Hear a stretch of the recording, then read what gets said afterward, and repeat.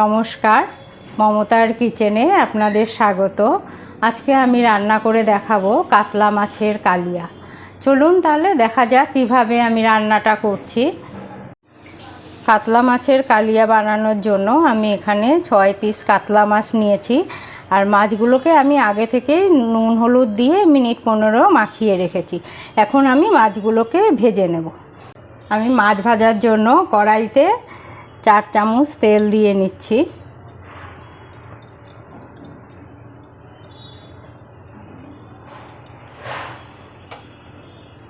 আমার তেল গরম হয়ে গেছে। এখন আমি এক এক করে মাছগুলো তেলের মধ্যে ছেড়ে দিচ্ছি। মাছগুলো 2 পিঠি খুব ভালোভাবে ভাজা হতে লাগবে। আমি প্রথমে 4টে মাছ দিয়ে নিলাম, পরে বাকি মাছ আবার ভাজবো। মাছ ভাজার জন্য আমি মিডিয়াম ফ্লেমে আঁচটাকে রাখবো। সবগুলো মাছ আমার ভাজা হয়ে গেছে। এখন আমি একটা পাত্রে সবগুলো মাছ তুলে নিচ্ছি। কালিয়া বানানোর জন্য আমি এখন ফোড়ন দেব। ফোড়নের জন্য প্রথমে 1 চামচ তেল দিলাম, এরপরে আমি দেব ঘি দিয়ে দিলাম 1 চামচ। এরপরে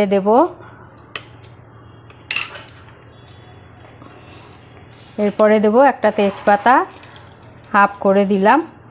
এবার দেব এলাচ 2টো আর দারচিনি। এরপরে দেব হাফ চা চামচ সাদা জিরে।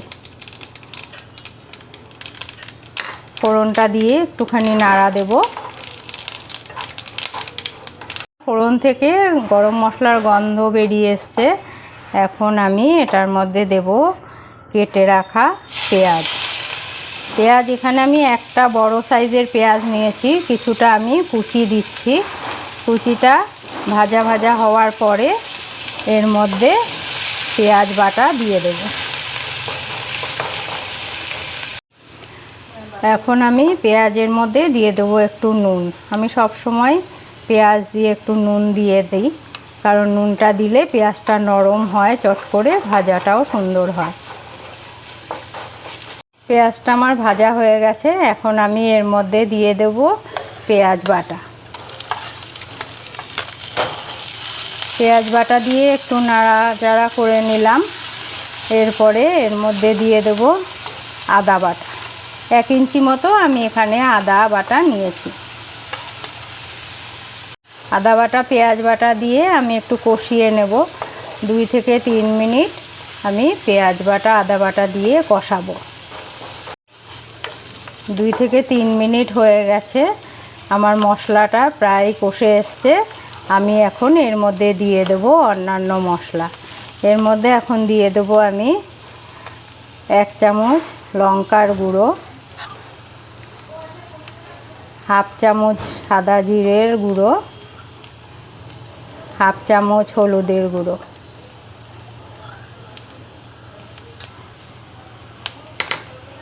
এগুলো দিয়ে সামান্য একটু গরম জল দিলাম, যাতে মশলাটা পুড়ে না যায়। এই মশলাগুলো দিয়ে আমি কষতে থাকব। সমস্ত কষার থেকে তেল বেরিয়ে এসছে। আমার কষা প্রায় হয়ে গেছে। আমি এখন এর মধ্যে দিয়ে দেব কয়েকটা কিশমিশ। কিশমিশটা অপশনাল, আপনাদের যদি ভালো লাগে তাহলে দেবেন, না ভালো লাগলে দেবেন না। আমি কালিয়ার মধ্যে একটু কিশমিশ দিয়ে থাকি।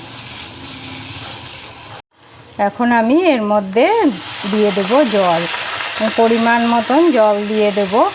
আপনারা যেরকম ঝোল পছন্দ করবেন এরকম জল দেবেন। কালিয়ার মধ্যে খুব একটা বেশি জল হবে না, ঝোলটা মিডিয়াম হবে। আগে যেহেতু পেঁয়াজ ভাজার মধ্যে নুন দিয়েছিলাম, এখন অল্পই দেব নুন। আপনারা আপনাদের স্বাদ অনুযায়ী নুন দেবেন।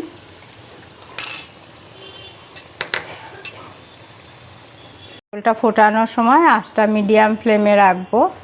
মিডিয়াম ফ্লেমে 5 থেকে 7 মিনিট ফুটবে। 4-5 মিনিট হয়ে গেছে। এখন আমি ঝোলের মধ্যে মাছগুলো ছেড়ে দিচ্ছি। মাছগুলো দিয়ে আবার 2 থেকে 3 মিনিট আমি ফুটতে দেব।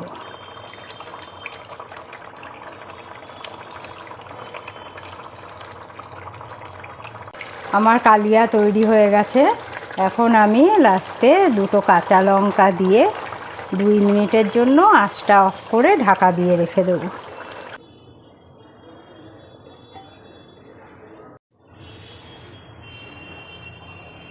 দুই মিনিট হয়ে গেছে। আমি এখন ঢাকনা তুলে সার্ভিং প্লেটে এটা সার্ভ করে নেব।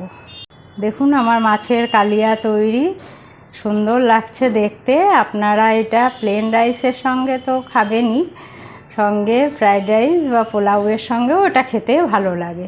আপনারা মাছের কালিয়াটা অবশ্যই ট্রাই করে দেখবেন, কেমন হলো আমাকে কমেন্টের মাধ্যমে জানাবেন। আর এখন আজকে টিপসের পালা।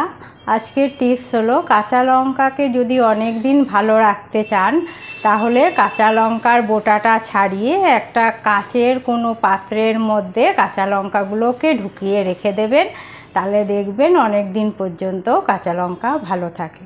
এটাই ছিল আমার আজকের টিপস। আজকে আমি এখানেই শেষ করছি। নেক্সট দেখা হবে অন্য কোনো ভিডিওর সাথে। ভালো থাকবেন, সুস্থ থাকবেন।